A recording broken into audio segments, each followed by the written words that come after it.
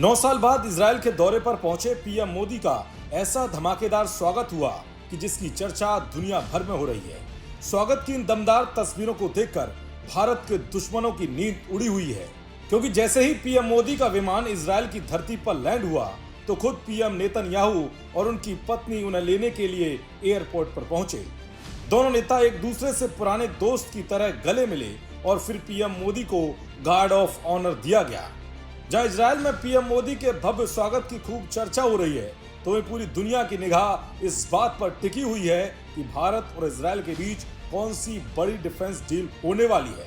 लेकिन अब इजराइल से भारत के लिए बहुत बड़ी खुशखबरी सामने आई है। जी हां, जिस हथियार को इजराइल ने दुनिया से छिपाकर रखा था, जिस ब्रह्मास्त्र को इजराइल से दुनिया मांगती रह गई, उसे अब नेतन्याहू भारत को देने जा रहे हैं। दरअसल इजराइल ने भारत को अपना सबसे सीक्रेट हथियार golden horizon air launch ballistic missile देने का फैसला लिया है। इस मिसाइल की ताकत का अंदाजा इस बात से लगाया जा सकता है कि यह ब्रह्मोस से भी ज्यादा घातक और खतरनाक है, जो भीषण तबाही मचा सकती है। ये फाइटर जेट जैसे सुखोई Su-30 MKI से लॉन्च की जा सकती है, यानी कि फाइटर जेट से हवा में छोड़ी जाने वाली ये बैलिस्टिक मिसाइल है। ये मिसाइल टर्मिनल फेज में मार्क 5 से ज्यादा स्पीड पकड़ लेती है, जबकि भारत की ब्रह्मोस मिसाइल की स्पीड मार्क 3 के आसपास है। इतनी तेज स्पीड की वजह से इसे इंटरसेप्ट करना लगभग नामुमकिन हो जाता है।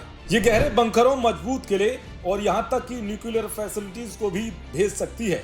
अगर इसकी रेंज की बात करें तो इसकी रेंज 1000 से 2000 किलोमीटर तक हो सकती है, जो ब्रह्मोस की रेंज से काफी ज्यादा है। ये मिसाइल हार्ड टारगेट्स को तबाह करने के लिए खास तौर पर बनाई गई है।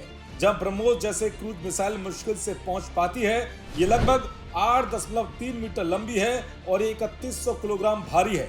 ये गहरी जमीन के अंदर बने bunker, command centre, nuclear facilities और मजबूत सैन्य ठिकाने को तबाह करने में सक्षम है।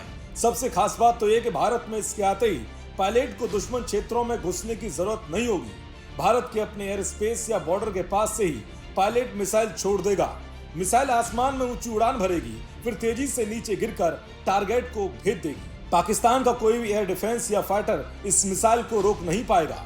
मतलब भारत बिना अपने पायलट को खतरे में डाले पाकिस्तान के अंदर विध्वंसक हमला कर सकता है। ऐसे में पाकिस्तान को कोई भी हिमाकत करने से पहले 1000 बार सोचना पड़ेगा।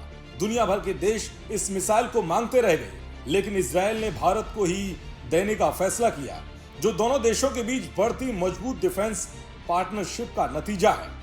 युधिष्ठिर उपाध्याय की रिपोर्ट, जी मीडिया।